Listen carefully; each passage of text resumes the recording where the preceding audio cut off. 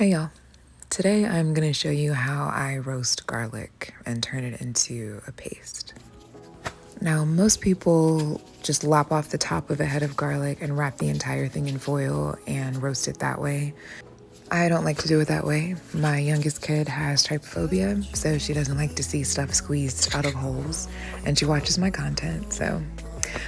Also, I just think it's harder to get the garlic out of the casings. Like, we always see people squeeze it out, but I always end up squeezing like little peels and papers out as well. Anyway, I like to separate the cloves into cloves, and then I like to shake them up in a mason jar or a cup, whatever, and get the really loose papery skins off. The tight skins that you usually have to like peel off with a knife or with your fingertips, I leave those on.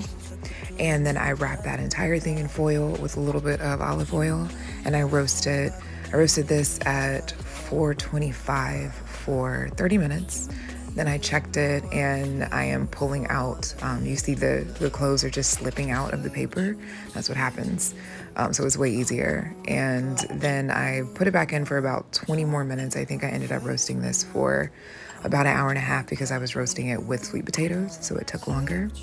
And then after it's done, I transferred all of the cloves to a jar.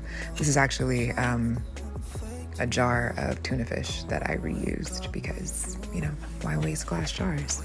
After I have it mashed in there enough to fit, I added in that garlic oil, and that's how I turned this into sort of like a paste that can be used as a spread.